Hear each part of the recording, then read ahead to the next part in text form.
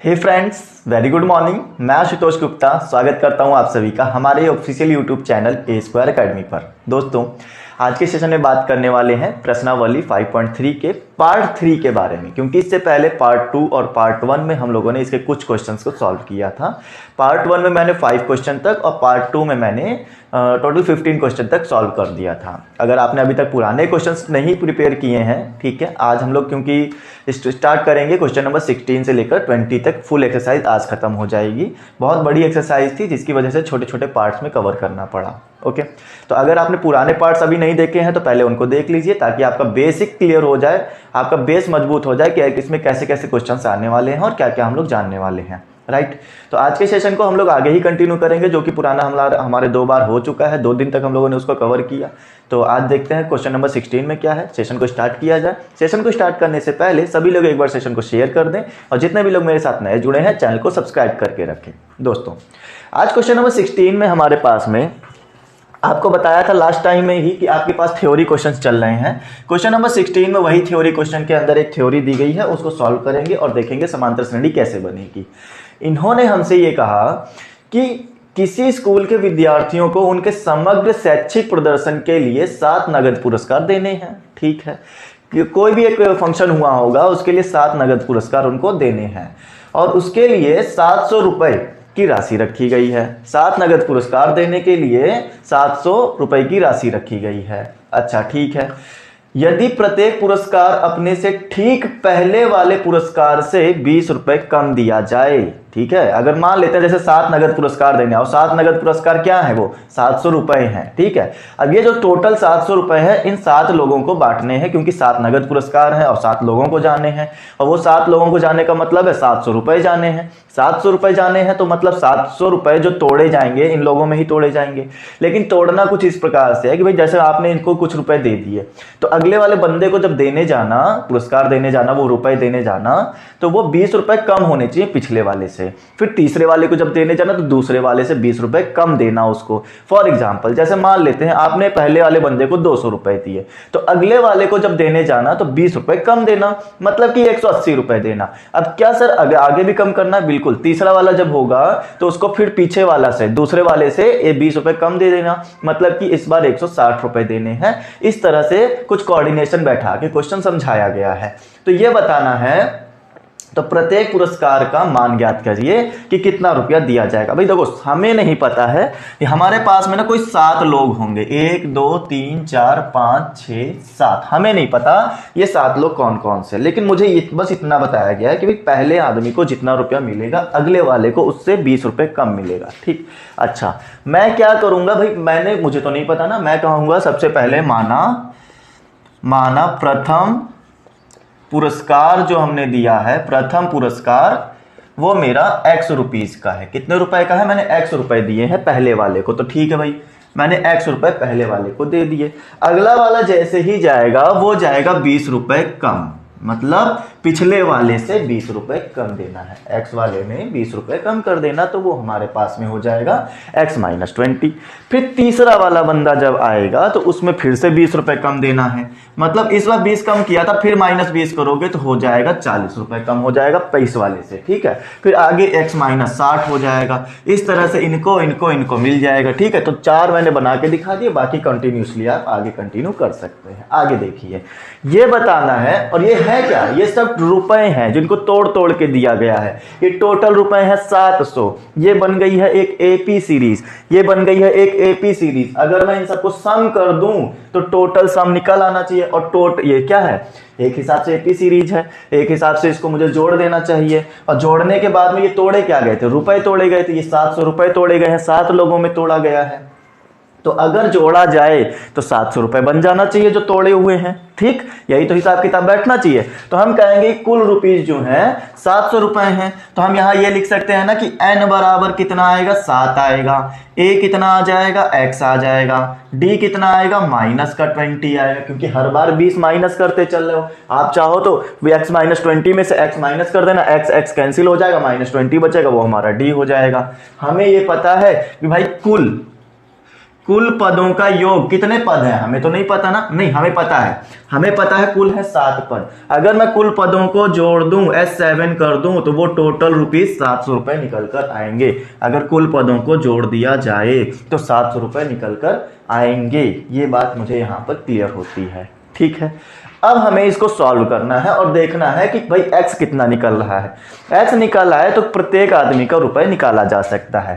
तो चूंकि मेरे पास में S7 है, चूंकि मेरे पास में क्या है, S7 है, और S7 को मैं ओपन कर सकता हूं किस हिसाब से, A और D है ना, तो A और D के फॉर्म में ओपन कर लो, n/2 2a, a कितना आएगा, a आ जाएगा x आ जाएगा, और फिर 7 - 1 मतलब n-1। अगर किस आपको फॉर्मूला ना पता हो तो मैं बता दूं, Sn बराबर होता है n/2 2a plus n-1 into d। ये आपका फॉर्मूला होता है, उसी को ओपन कर रहे हैं। n की जगह पे 7 रखा है, ठीक, a की जगह पर x रखा है, ये वाला d की जगह पे -20 रखना है, ये मैंने रख दिया। और आपको पता है ना कि S7 जो होगा, 7 टर्म्स का जो सम आएगा, योग आएगा, वो ₹700 आएगा। तो ये मैंने ₹700 रख लिए। एक बराबर में कितना आ गया, 7/2, ये आ गया 2x। अच्छा, इसको अंदर मल्टीप्लाई करें कि देखो प्लस और ये वाला माइनस, प्लस माइनस माइनस हो जाएगा। फिर 7 - 1 कितना हो गया, 6 हो गया। 20 को 6 से मल्टीप्लाई कर दोगे तो आ जाएगा 120, और प्लस माइनस माइनस आ जाएगा। ये देखो यहाँ पर जो है ये 7 और बटा 2 जो है इधर चला जाएगा, तो 7 इंटू 2 बटे में 2 था तो गुणे में आ गया, गुणे में 7 है तो बटे में आ जाएगा, इधर बच जाएगा 2x - 120। उम्मीद करते हैं दोस्तों ये चीज क्लियर हुई। उसके बाद आप जानते हो ये काटा 7 से 100 टाइम, 100 इंटू 2 हो गया 200, ये इधर आ जाएगा प्लस में 120, ये हो गया है 2x। और उसके बाद में इधर कर दें क्या, ये हो जाएगा 320, 320 का आधा हो जाएगा 160। आखिर आप इसको जोड़ोगे तो 320, और 320 का मतलब क्या है, 32 समझो, 32 का आधा 16 होता है, तो 16 में आंसर आ गया 160 हो गया। आधा क्यों किया, क्योंकि 2 से डिवाइड करना पड़ेगा। x की वैल्यू 160 रुपए आएगी। अगर आप पहले वाले बंदे को x रुपए देते हो तो इसका मतलब वो 160 रुपए दिए गए हैं। अगर आप उसके आगे वाले बंदे को 20 कम दे रहे हो तो इसका मतलब 160 माइनस 20 मतलब 140 रुपए दे रहे हो। फिर उसके आगे जाओगे तो 160 माइनस 40 करेंगे मतलब 120 रुपया दिया जाएगा। इस तरह से आप पहला पुरस्कार, दूसरा पुरस्कार, तीसरा पुरस्कार ज्ञात कर सकते हैं। बताइए, बात क्लियर होगी, समझ में आ गया। यही करना था कि हमें यह बताना था पहले बंदे को कितना रुपया मिलेगा। एक एपी सीरीज के जरिए हमने ये पूरा का पूरा काम सॉल्व कर दिया, खत्म। यही आपको करना है। आइए अगला देखते हैं, क्वेश्चन नंबर 17 क्या बोलता है। क्वेश्चन नंबर 17 ने यह बोला दोस्तों कि एक स्कूल के विद्यार्थी ने वायु प्रदूषण कम करने के लिए स्कूल के अंदर और बाहर पेड़ लगाने के बारे में सोचा है। बहुत बढ़िया काम सोचा भाई। यह निर्णय लिया गया कि प्रत्येक कक्षा का प्रत्येक अनुभाग, बात समझिएगा, अनुभाग का मतलब क्या होता है, सेक्शंस होते हैं। आपके स्कूल में भी सेक्शन बांटे गए होंगे। जब बहुत सारे बच्चे हो जाते हैं तो एक क्लास में बैठाना पॉसिबल नहीं होता है, तो कुछ बच्चे इस क्लास में तो कुछ बच्चे उस क्लास में। इस तरह से हम एक क्लास के 2 सेक्शन बना देते हैं, section number A, section number B. इस तरह से कहा है कि प्रत्येक कक्षा का प्रत्येक अनुभाग अपनी कक्षा की संख्या के बराबर पेड़ लगाएगा। बात समझना, अपनी कक्षा की संख्या के बराबर पेड़ लगाया जाएगा। जैसे 5वीं कक्षा है तो 5 पेड़ लगाएगी, 6ठी कक्षा है तो 6 पेड़ लगाएगी, इस तरह के काम करेगी। अब इन्होंने ये बोला, उदाहरणार्थ भी दिया गया, समझो जरा उदाहरण क्या दिया। कक्षा 1 का एक अनुभाग 1 पेड़ लगाएगा। एक अनुभाग की बात बोली है, हमें नहीं पता कितने अनुभाग हैं, कितने सेक्शन है कक्षा 1 के पास। कक्षा 1 के हो सकता है सेक्शन ए, कक्षा 1 सेक्शन बी, कक्षा 1 सेक्शन सी, तो 3-4 सेक्शन जितने भी हो जाएं। किसी किसी स्कूल में तो 10-12 सेक्शन बन जाते हैं भाई, हमने तो यहां तक देखा है, ठीक है। फिर इन्होंने ये बोला कि कक्षा 2 का एक अनुभाग, एक ही अनुभाग की बात कर रहे हैं, कक्षा 2 उठा लो और उसका कोई एक अनुभाग उठा लो तो वो 2 ही पेड़ लगाएगा। फिर उसके बाद इन्होंने ये बोला कि कक्षा 3 का एक अनुभाग 3 पेड़ लगाएगा, इत्यादि। ऐसे ही कक्षाएं 12 तक कक्षाएं हैं। तो आप जरा ये बताना कि तक चलता रहेगा। प्रत्येक कक्षा के 3 अनुभाग हैं। अब क्लियर कर दिया। कक्षा 1 उठाओ, 3 अनुभाग बना लो। फिर उसके बाद में उस स्कूल के विद्यार्थी द्वारा लगाए गए कुल पेड़ों की संख्या बतानी है। क्वेश्चन क्लियर हो चुका है। अब आगे बात करते हैं कैसे किया जाएगा। डस्टर किधर है, ये रहा। तो कैसे किया जाएगा वो हम समझाते हैं। आप क्वेश्चन को पहले तो अच्छे से ये समझ लो कि वो कहना क्या चाहता है। दोस्तों, आप जब तक ये चीज नहीं क्लियर करोगे कि वो कहना क्या चाहता है, तब तक क्वेश्चन हो ही नहीं पाएगा। ठीक है, तो सबसे पहला काम ये है कि क्वेश्चन को मैं समझाने जा रहा हूं, उस क्वेश्चन को जरा समझना और फिर बताना कि क्या होगा। ठीक, सबसे पहले ये बताओ कि हमारे पास में कोई मान लो कक्षा हुई, ये है कक्षा 1, फिर उसके बाद कोई कक्षा हो गई 2, कोई कक्षा हो गई 3, इस तरह से दोस्तों चलता रहेगा और कहां तक पहुंच जाओगे, कक्षा 12 तक पहुंच जाना है। हर कक्षा के पास में 3-3 अनुभाग हैं भाई, 3-3 अनुभाग हैं, ये बात जरा ख्याल से समझना। इसके पास मान लो सेक्शन ए है, इसके पास भी सेक्शन बी है, इसके पास सेक्शन सी है, 3 अनुभाग है। कक्षा 1 के पास 3 अनुभाग, इसी तरह से कक्षा बी के पास भी 3 अनुभाग हो गए। ठीक, ए बी सी। कक्षा 12 के पास भी इसी तरह चलता रहेगा, ए बी सी। हमको ये बताना हर एक अनुभाग जो है अपनी कक्षा के संख्या के बराबर पेड़ लगाता है। मान लेते हैं पहली कक्षा ए अनुभाग उठाया, कक्षा 1 वाला ए अनुभाग, सेक्शन ए, फर्स्ट क्लास का सेक्शन ए जो होगा 1 पेड़ लगाएगा। इसी तरह से सेक्शन बी जो होगा वो भी 1 पेड़ लगाएगा, सी वाला भी 1 पेड़ लगाएगा। इस तरह से जो पहली वाली कुल कक्षा होगी वो टोटल 3 पेड़ लगा देगी। क्या ये बात क्लियर आई? हर अनुभाग अपनी कक्षा के बराबर पेड़ लगाएगा। तो पहली कक्षा ने 3 पेड़ लगाने हैं, ये बात जान लो। अब दूसरी कक्षा कितना लगाएगी, जरा बात को समझना। दूसरी कक्षा, पहला अनुभाग जाएगा अपनी कक्षा की संख्या के बराबर पेड़ लगाएगा, मतलब 2 पेड़ लगाएगा। बी वाला भी 2 पेड़ लगाएगा अपनी कक्षा की संख्या के बराबर। तो कक्षा की संख्या थी 2, तो हर अनुभाग 2-2 पेड़ लगाएगा, मतलब टोटल पेड़ लगाए जाएंगे 6। ठीक है, कक्षा 2 वाला टोटल पेड़ लगाएगा 6, मतलब इस वाले से डबल हो जाएगा। आगे और समझते हैं। 3 वाला 3 पेड़ लगाएगा, फिर से 3 पेड़ लगाएगा और कक्षा तीसरा अनुभाग भी 3 पेड़ ही लगाएगा, तो ये टोटल हो जाएंगे 9 पेड़, मतलब फिर से 3 अधिक हो गया।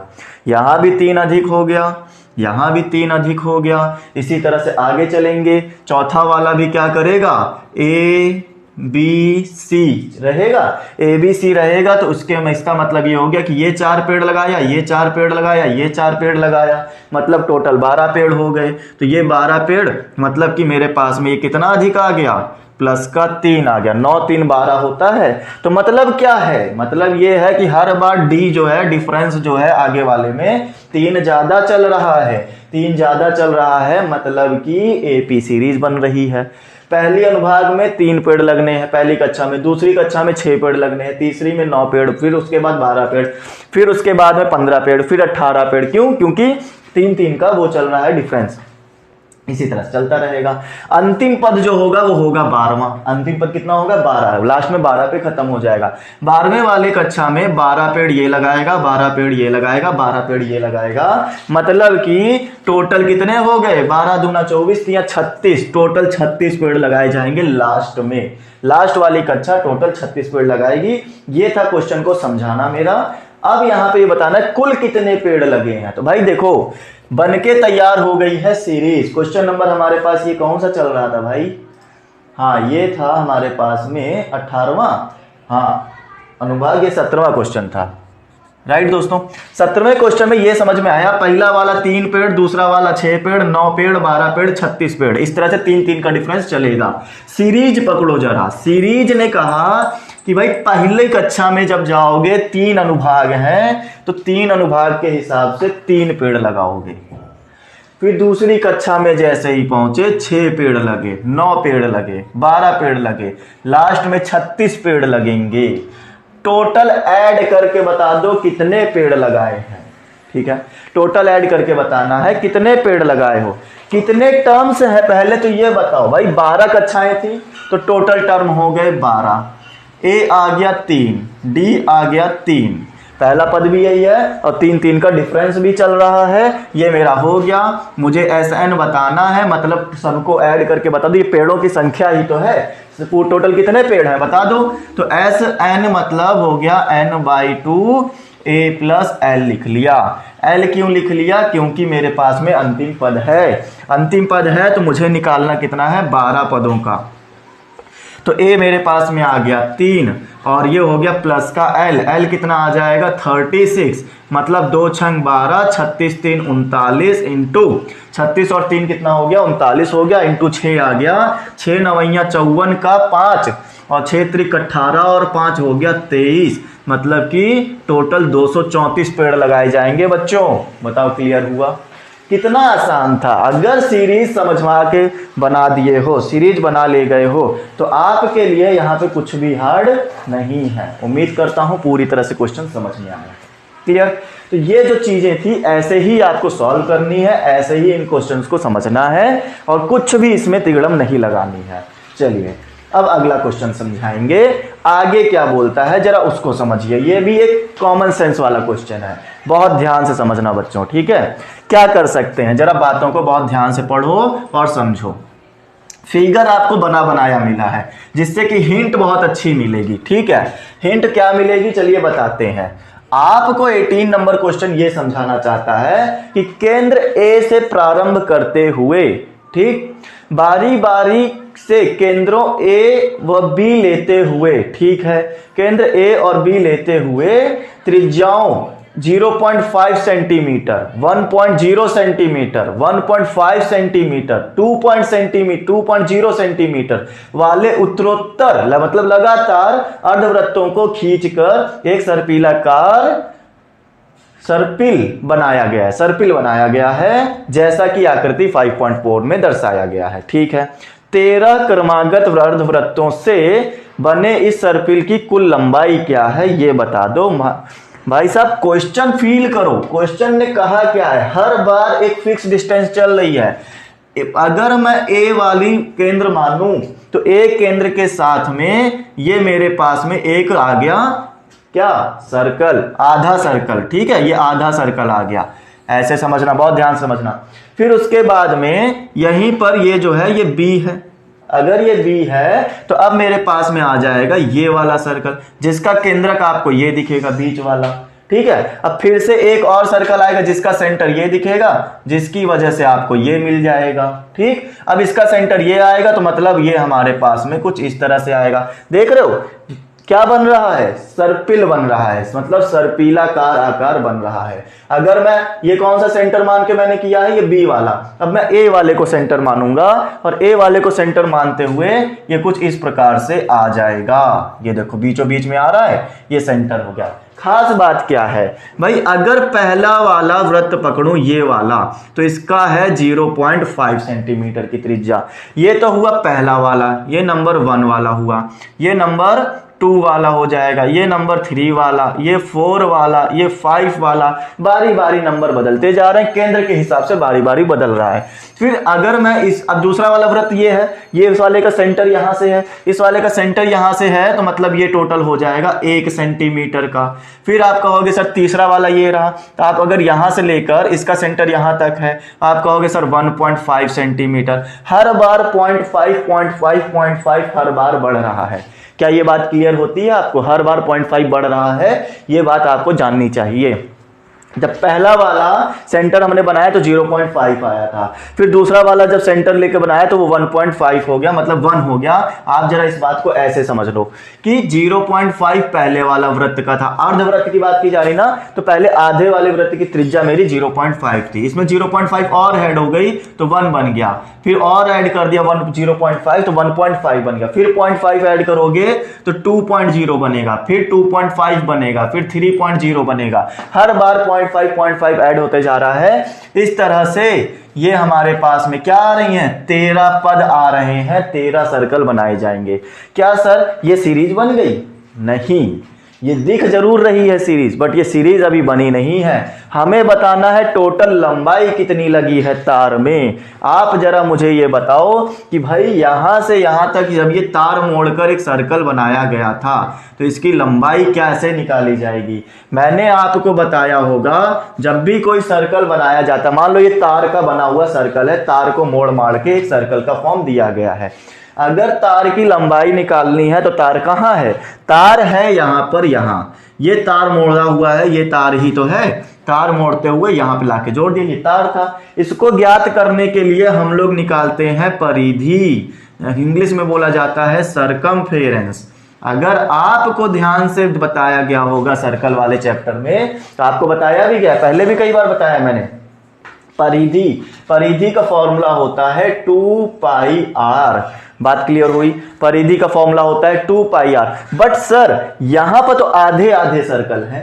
क्वेश्चन आता है ना कि सर ये तो आधा सर्कल था, आधा सर्कल था, ये तो पूरे सर्कल का फॉर्मूला है। भाई जब पूरा सर्कल का फॉर्मूला है, तुम्हें आधा ही वृत्त चाहिए, तो फॉर्मूला भी आधा कर दो, 2 से डिवाइड कर दो, ये अर्धवृत्त का परिधि आ जाएगी। कहने का मतलब समझ में आया? पूरा वृत्त चाहिए होता 2 पाई आर लगाते, हमें चाहिए आधा वृत्त। आधे वृत्त की लंबाई कितनी आएगी? तो अब फॉर्मूला भी आधा कर दो, मतलब 2 से डिवाइड कर दो, मतलब आधे वृत्त की लंबाई हम लोग को अगर निकालनी पड़ जाए तो वो आएगी पाई आर। क्या ये बात क्लियर है? सॉरी, क्या ये बात क्लियर हो गई आपको? मतलब ये हुआ कि अगर मुझे इस वाले भाई साहब की लंबाई चाहिए हो, तो मैं इसके लिए आधा वृत्त में मुड़ा हुआ है, इसलिए इसके लिए पाई आर लगाऊंगा। बात को बहुत ध्यान से समझना, ठीक है? अब देखो मैं और क्या समझाने जा रहा हूं। ये देखो आपके सामने रेडियस लिखी हुई है, बारी बारी से सब रेडियस लिखी हुई है, राइट? तो ये जो लिखी हुई है ये है पहले वाले वृत्त की, जिसको मैंने R1 नाम दिया। फिर ये वाली लिखी हुई है दूसरे वाले वृत्त की, मतलब इस वाले की, तो ये मैंने R2 नाम दिया। ये वाली लिखी हुई है तीसरे वाले की, ये वाली लिखी हुई है चौथे वाले की। ये मैंने मान लिया कि भाई इस तरह से जो रेडियस चल रही है ये मेरी R1, R2, R3, R4 है। इसी तरह से R13 तक लास्ट में निकलेगा, ठीक है? 13 वृत्त है ना, तो 13 त्रिज्याएं होंगी। इस तरह से अगर मैं आपको ये सिखाऊं कि पहले वाले वृत्त की लंबाई कैसे निकाली जाए, बात को बहुत क्लियर समझना। अब इसकी कोई जरूरत नहीं है, ये फिगर पूरा समझा दिया कैसे बनाया गया था। अब देखो, देखते जाना, पहले वाले वृत्त की लंबाई कैसे निकलेगी। हमने कहा चूंकि वृत्त की अगर लंबाई की बात की जाए तो वो होती है 2 पाई आर, अगर वृत्त की लंबाई बात की जाए। और अर्धवृत्त की बात करो, अर्धवृत्त की लंबाई बराबर 2 पाई आर, और इसका आधा कर दो, मतलब कि पाई आर। एल फॉर लेंथ हो गया। कितनी लंबाई निकल आई? पाई आर निकल आई, यह अर्धवृत्त की है। अभी मैंने इनकी बात नहीं की है, बात को समझना। अब हम बात करेंगे इनकी। पहले वृत्त की लंबाई, पहले वृत्त की लंबाई, बच्चों बहुत ध्यान से समझो, पहले वृत्त की लंबाई क्या निकल कर आएगी? सर अर्धवृत्त था ना पहला वाला अर्धवृत्त था, तो पाई आर हो जाना चाहिए, क्योंकि ये रेडियस इसकी R1 बोली गई है पहले वाले वृत्त की, तो पाई R1 कर दीजिए। क्लियर? दूसरे वाले की पाई R2 कर देंगे, तो R1 कितना हो गया? R1 हो जाएगा 0.5, तो ये हो गया 0.5। क्लियर इतनी बात? फिर उसके बाद क्या कर सकते हैं, और समझो जरा ध्यान से। उसके बाद हम ये कह सकते हैं कि भाई यहां पर जो है दूसरा वृत्त निकाल लो, दूसरे वृत्त की लंबाई, इसको मैं L2 नाम दे रहा हूं, ये L1 हो गया, ये आ जाएगा पाई R2। पाई R2 कितना है? 1 इंटू पाई, मतलब आ जाएगा पाई हमारे पास में, ठीक है? ये क्या आ गया? पाई आ गया। अब बातों को क्लियरली समझते चलना, ठीक? फिर तीसरा वाला वृत्त क्या कहता है? तीसरा वाला वृत्त ये कहेगा कि भाई लेंथ 3 निकालोगे तो पाई R3 निकालना पड़ेगा, और R3 क्या है? 1.5 पाई है, तो ये हो गया 1.5 हमारे पास निकल कर चला आया। उम्मीद करते हैं ये सारी चीजें क्लियर हो रही होंगी। इसी तरह से ये सब की लेंथ निकालनी हो तो बस पाई पाई पाई पाई डालते चले जाओ। देखो 0.5 पाई, 1 पाई, 1.5 पाई आ रहा है। इसी तरह से 2.0 पाई, 2.5 पाई, इस तरह से पाई पाई आता जाएगा। मतलब एक सीरीज क्या बन गई? जो सीरीज लंबाई की सीरीज बनी है। अब ये सब लंबाइयां ही तो हैं। दूसरे वृत्त की लंबाई इतनी, पहले वृत्त की लंबाई इतनी, तीसरे वृत्त की लंबाई इतनी, इस तरह से निकालना है हमको। अब देखो कितनी कितनी क्या हो जाएगा। अब मेरी बात को समझो, जब पहले वृत्त की लंबाई आपने रखी, बात को बहुत ध्यान से समझना सॉरी, जब पहले वाले वृत्त की लंबाई रखी तो आपने रखी 0.5 पाई। क्या ये बात क्लियर है? कहोगे यस सर। दूसरी बात, फिर दूसरे वाले की रखी 1 पाई, ये वाली, ठीक है। तीसरे वाले की लंबाई रखोगे कितनी? 1.5 पाई। चौथे वाले की 2.0 पाई। इसी तरह से कहां तक चलेगा? 13 पदों तक चलेगा। 13 वृत्त थे, 13 पदों तक। राइट फ्रेंड्स, ये सबकी लंबाइयां हैं, इन सबका जोड़ देना है, जोड़ के बताना है कुल लंबाई कितनी आएगी। भाई देखो, सबको जोड़ने में तो थोड़ा सा आपको दिक्कत आएगी क्योंकि पाई है यहां पर, ठीक है। वैसे हालांकि कोई दिक्कत नहीं होनी चाहिए। आप मुझे ये बताओ, क्या मैं यहां से पाई कॉमन ले लूं सब में से? क्या मैं पाई सब में से कॉमन ले लूं? इन सबको जोड़ना है ना, इन सबको जोड़ना है ना। तो मैंने कहा 0.5 को जोड़ दिया, 1 को जोड़ दिया, 1.5 को जोड़ दिया, 2.0 को जोड़ दिया, इसी तरह से 13 पदों को जोड़ना है, 13 पदों तक जोड़ना है। तो ये पाई मेरा बाहर आ गया, ये कुल लंबाई निकल रही है दोस्तों, बात को समझना। ये क्या लिखा हुआ है? ये लिखा हुआ है समांतर श्रेणी, जिसमें आप देखोगे डिफरेंस आपको दिखेगा 0.5 0.5 0.5 हर बार बढ़ता जा रहा है, 13 पदों तक बढ़ रहा है। अगर मैं ये बोलूं चूंकि a बराबर 0.5 है, d बराबर भी 0.5 है, कैसे? 1 में से 0.5 माइनस कर दोगे तो आ जाएगा 0.5। a निकल आया, d निकल आया, l हमारे पास में है, लास्ट टर्म तो हमें पता नहीं है, बट ये पता है कितने टर्म है, 13 टर्म है, तो 13 पद आ गए हमारे पास में। ठीक है, अब इन 13 पदों को ऐड कर दो, बस बात को बहुत ध्यान से समझते चलो। इन 13 पदों को मैंने ऐड कर दिया। कौन से 13 पद हैं? ये जो अंदर ब्रैकेट के अंदर लिखे हुए हैं, ये 13 पदों को मैंने ऐड कर दिया। कैसे? S13 लगाया, n/2 लगाया, ये हो गया n/2, 2 और 0.5 a रख दिया, प्लस का n-1 इंटू डी रखा 0.5। आप कहोगे ये डिवाइड नहीं हो रहा है, तो आप इसको 2 पंचे 10 कर सकते हो, एक डिजिट पहले पॉइंट ले लिया, मतलब कुल मिला के 1 बन गया।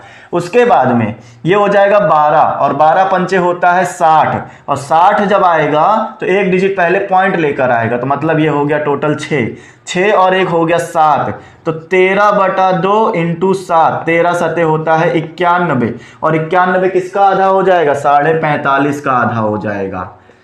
ये लो भाई साहब, अभी क्या निकल आई सर? अभी भी नहीं निकली, ये तो हमने इन पदों का योग रखा था, अभी ये भाई साहब तो बचे हुए हैं, पाई का हिसाब तो नहीं, हिसाब ही नहीं था। ठीक है, अभी सिर्फ पदों का योग किया है। अब हम कहेंगे कुल लंबाई, ये कुल लंबाई थी, यहां पे कुल लंबाई लिख लो, कुल लंबाई बराबर में पाई, और इन सबको जोड़ने के बाद पता चला कि वो आता है हमारे पास में 13/2 इंटू 7। आप कहोगे सर ये वैल्यू क्यों नहीं रखे दे रहे हो आप? बेटा ये पॉइंट में आ रहा है ना, थोड़ा सा झंझट पड़ जाएगा। अभी देखो पाई को सॉल्व करते समय कितना आराम से हो जाएगा, क्योंकि पाई में आता है 7 और 7 हो जाएगा कैंसिल, बहुत आराम से मजा आ जाएगी करने में, देखते जाना। ठीक है, अब हम लोगों ने यहां पे ये कर दिया कि भाई कुल लंबाई जो आएगी वो कितनी आ जाएगी? 22/7 इंटू 13/2 इंटू 7। पाई की वैल्यू 22/7 होती है, जिनको ना याद हो याद करके रखें। डिवाइड कर दिया 7 से, 7 2 से काटा 11 बार, 11 तियां हो गया 33, 33 का 3, 11 एकम 11 और 3 14, मतलब कुल लंबाई कितनी आ गई दोस्तों? 143 आ गई। सेंटीमीटर आई क्या? हाँ सेंटीमीटर में आएगी, क्योंकि सब वैल्यू सेंटीमीटर में दी गई है। 143 सेंटीमीटर का वायर लग जाएगा जब हम लोग एक वृत्त को, इस तरह के सर्पिल वृत्त को बनाएंगे, 13 सर्पिल बनाएंगे। ठीक है, क्लियर हुई बातें? उम्मीद करते हैं सबकी सब चीजें क्लियर हो गई होंगी, कुछ भी हार्ड नहीं था, बातों को बस क्लियरली समझ में आना चाहिए, सर्पिल कैसे बनाया गया था वो समझ में आना चाहिए। राइट, आगे चलते हैं, अगला क्वेश्चन समझाया जाएगा। क्वेश्चन नंबर 9 क्या होता है, सॉरी 19 क्या होता है, क्या है उसके अंदर वो समझा जाए। बच्चों यहां पर जो आप पढ़ने जा रहे हो 19 वाले में, वो भी एक अमेजिंग क्वेश्चन है अपने आप में, समझ रहे हो? आपको जब भी कभी वो बनाना हो ना, पहाड़ बनाना हो, देखते नहीं हो आप, ताश की गड्डियों का पहाड़ बनाया जाता है, एकदम घर जैसा बनाया जाता है, ग्लासेस का पहाड़ बना दिया जाता है, वही आपको अब लट्ठों के द्वारा बनाना है। बोला क्या गया है, जरा उसको समझा दूं मैं आपको। बोला यह गया है 200 लट्ठों को ढेरी के रूप में इस प्रकार रखा जाता है कि सबसे नीचे वाली जो पंक्ति होगी उसमें 20 लट्ठे रखने हैं, उसके ऊपर वाली पंक्ति में आपको 19 लट्ठे रखने हैं, फिर उसके ऊपर वाली में आपको 20, अगले उसके पंक्ति में 18 लट्ठे रखने हैं, इत्यादि। ऐसे ही आगे आगे चलते जाओगे, एक एक लट्ठ कम करते जाओगे। ये 200 लट्ठ कितनी पंक्तियों में रख दिए जाएंगे, सबसे ऊपर वाली में कितने लट्ठ होंगे ये भी बताना है। बात को बहुत क्लियरली समझना। जब सबसे पहली पंक्ति बनाई तो कितने पर लठ रख दिए, 20 लठ रख दिए। जब दूसरी पंक्ति बनाई तो 19 लठ रख दिए, फिर तीसरी वाली में 18, चौथी वाली में 17, लास्ट टर्म तक चलते चले जा रहे हो। हमें नहीं पता कितनी पंक्तियां बनी, यही तो बताना कितनी पंक्तियों में ये टोटल लठ आ जाएंगे। अगर इन टोटल लट्ठों को ऐड किया जाए तो वो टोटल लट्ठों का जो ऐड आता है वो आता है 200। क्यों? क्योंकि इन्होंने खुद कहा है कि आपको 200 लठ रखने हैं। क्लियर इतनी बात? तब आपको पता चल गया होगा कि सर ये जब 20 लठ रख दिए, 19 लठ रख दिए, 18 लठ रख दिए, तो इस तरह से टोटल तो हमारे के पास कितने हो गए, 20 3 60 3 57 लठ तो सर यहीं पर हो गए, राइट। इसी तरह से जोड़ते जाओगे, 200 लठ रखने हैं तो 200 लठ रखने हैं तो कितनी पंक्ति बना दी, वही तो हमें पता करना कि n कितने हो जाएंगे, कितने टर्म्स आ जाएंगे यहाँ पर। चलिए अच्छा, a बराबर 20 और d बराबर 1 दिख रहा होगा। क्या बात समझ में आती है? ये सीरीज बन गई। बहुत ही बेहद आसान क्वेश्चन है, आपको बात को समझना चाहिए। बहुत ही बेहद आसान क्वेश्चन है, ठीक है। पहली पंक्ति बनाई, 20 लठ रख दिए, दूसरी बनाई 19, तीसरी बनाई 18, टोटल कितने हैं, SN बराबर 200 है। सब लट्ठों को अगर जोड़ दिया जाए तो 200 लठ आने चाहिए। और कितने पंक्तियों में आएंगे ये हमें पता करना है। आपको SN निकालना, A दे दिया, D दे दिया, ठीक है। N हमें बताना है। बात को बहुत ध्यान से समझो, चूंकि SN बराबर होगा हमारे पास में n/2 2a plus n minus 1 into D, और SN की वैल्यू दी गई है 200 और इज इक्वल टू में n 2a plus n minus 1 into D. तो यहां पर क्या आ जाएगा, 200 और इंटू में 2, ये जो बटे का 2 था एक्चुअली में ये हमने यहीं पर गुणे में भेज दिया, ठीक है। ये बात क्लियर? तो ये बटे का 2 था, हमने इधर भेज दिया, तो ये टोटल आ जाएगा 400। और 400 आने के बाद में यहां क्या बचा, 2a प्लस n कितना आएगा, 1, n आ गया हमारे पास में 1, 1 माइनस 1 कितना हो जाएगा, 1 माइनस 1, ये 1 कैसे, अच्छा हाँ, n आ जाएगा मेरे पास में, सॉरी n ही तो ज्ञात करना है यार, n ही तो ज्ञात करना है, d हमारे पास 1 आ जाएगा, ठीक है। तो अब जरा बताना मुझे, अब ये बताओ कि जब ये 1 अंदर मल्टीप्लाई हो जाएगा तो क्या कोई फर्क पड़ेगा, बाहर का n छूट गया था, ठीक। उसके बाद में ये हो गया 2 इंटू ए की वैल्यू हमने रख दी 20, 1 मिनट दे दो, ये देखो यहां से गड़बड़ चल रही है। ये हो गया टोटल 400, ये रखा n, ये रखा 2, a की वैल्यू हमने रख दी 20 प्लस n माइनस 1 इंटू 1, ये हो गया d। अब क्लियर है, ठीक है।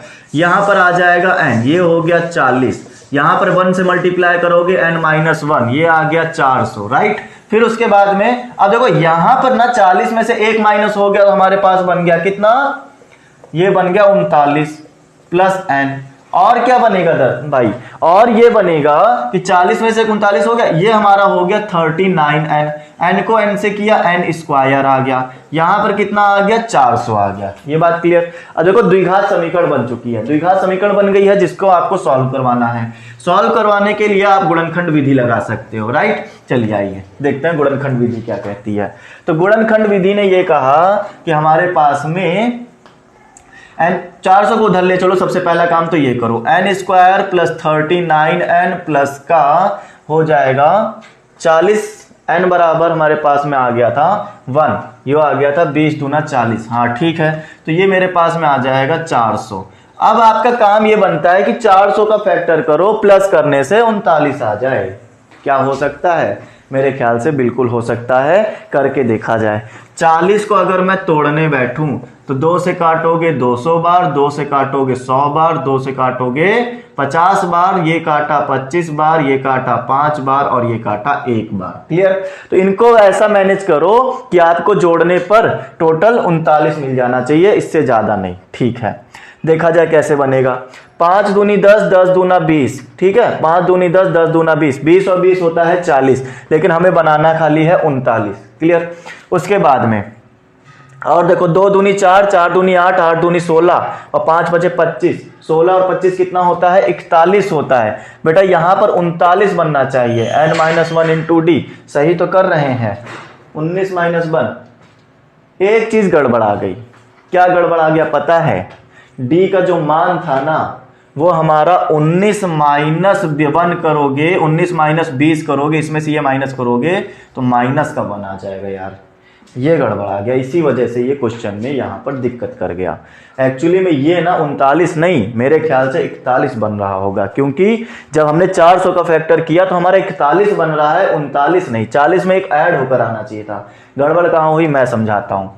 आपने जब रखा था a बराबर 20 और Sn बराबर 200 और d बराबर रखना था -1, क्योंकि 19 में से जब 20 गया होगा तो -1 बचा होगा। फिर गड़बड़ कहाँ हुई थी, यहाँ पर जब हमने Sn बराबर n/2 2a plus n-1 into D रखवाया था आपको, तो ये तो कहा था 200 इंटू 2 हो गया था। n हमारा कितना आया था दोस्तों, यही तो ज्ञात करना था यार, n, और ये हो गया 2 इंटू 20, ठीक है। a कितना आ गया, 20 आ गया, पहला पद 20 था। फिर n-1 हमने रखा था, n-1 का मतलब हो गया n-1, यहाँ पर आ गया -1d।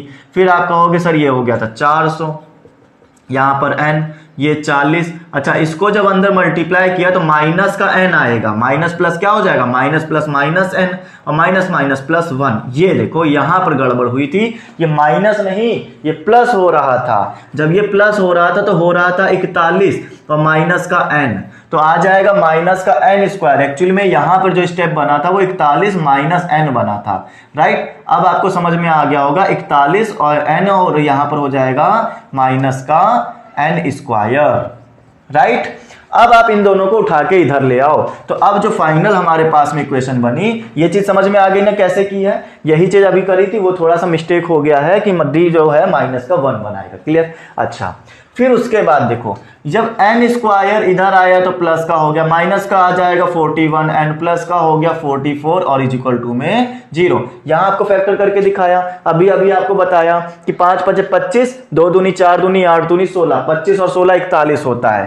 तो n² माइनस का 25 प्लस 16 आप इसको लिख सकते हो, ये हो जाएगा 400 बराबर 0। उम्मीद करता हूं अब इस चीज की कोई जरूरत नहीं होगी, ये चीज क्लियर हो गई होगी, राइट। चलिए आगे देखिए, तो हमारे पास में n² माइनस का 25n माइनस का 16n और प्लस का 400 बराबर आ जाएगा 0। क्लियर हो गई बात। और आगे समझो, फिर उसके बाद में n² माइनस का 25n, अच्छा यहाँ पर आपको अब कॉमन ले लेना चाहिए, n कॉमन हो गया, n -25 बच गया, -16 कॉमन हो गया, n -25 यहाँ भी बचेगा, करके देखना चाहे n -25 यहाँ आ जाएगा। ऐसा क्यों कंफर्म क्यों हो जाता है, क्योंकि वो दिख रहा है। जब आपने 25 इंटू 16 किया था, जब 16 निकाल लिया तो 25 ही बचना चाहिए, और यहाँ बच जाएगा n -16 बराबर 0।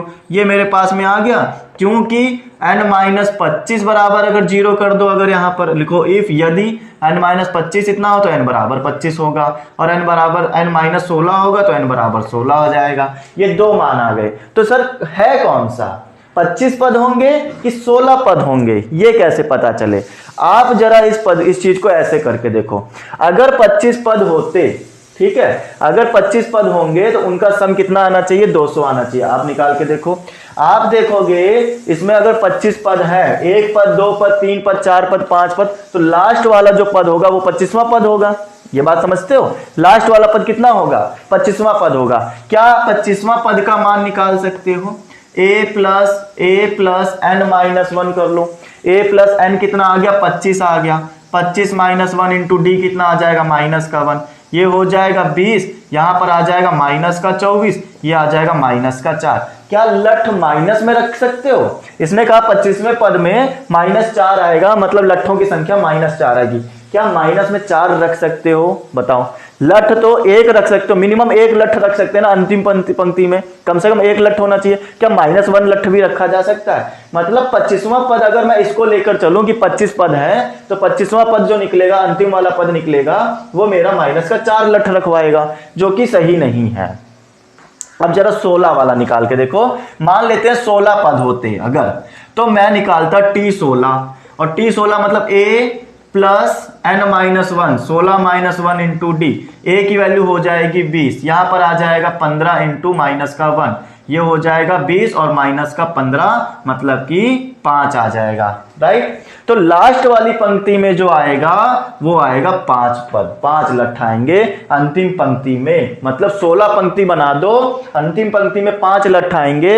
ये बात आपको जाननी चाहिए कि इसमें टोटल 16 पंक्तियां बनेंगी, जिसमें से अंतिम पंक्ति में 5 लठ रखने पड़ेंगे, तब जाकर टोटल जब ऐड करोगे तो आपको मिलेगा टोटल 200 लठ। क्लियर इतनी बात? 200 लठ ऐसे बनाए जाएंगे। ओके, आगे इन्होंने बोला था कि सबसे ऊपर वाली पंक्ति में कितने लठ होंगे। भाई देखो, नीचे वाली में जब आपने 20 रख दिए, फिर उसके वाली में 19, फिर 18, फिर अगली पंक्ति में 17, टोटल इसी तरह से करते करते रखोगे 16वीं पंक्ति। ऊपर कितना आएगा? 16वीं पंक्ति, सबसे ऊपर वाली 16वीं पंक्ति, और 16वीं पंक्ति में ही तो निकाल के बताया है कि 5 लठ आएंगे।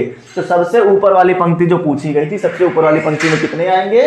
तो आएंगे 5 लठ आएंगे। ये 20 लठ, 19 लठ, 18 लठ, 17 लठ, इस तरह से रखते हुए 5 लठ आएंगे सबसे ऊपर वाले में।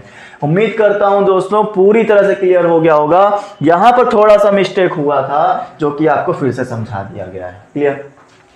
कोई समस्या आए फिर भी तो आप हमें कमेंट कर सकते हैं, टेलीग्राम पर आप हमसे डिस्कस कर सकते हैं, क्वेश्चन के ऊपर हम फिर से आपको बता सकते हैं। क्लियर? चलिए क्वेश्चन नंबर 20 के देखिए, 20 में क्या दिया गया है उसको भी समझा देते हैं और पूरी एक्सरसाइज हो जाएगी खत्म। फिर आपको पूरा का पूरा एक्सरसाइज का सॉल्यूशन आपके पास प्लेलिस्ट में आपको मिलेगा ए स्क्वायर एकेडमी के। क्लियर? चलिए क्वेश्चन नंबर 20 क्या बोलता है जरा उसके बारे में क्लियर बातें समझिए।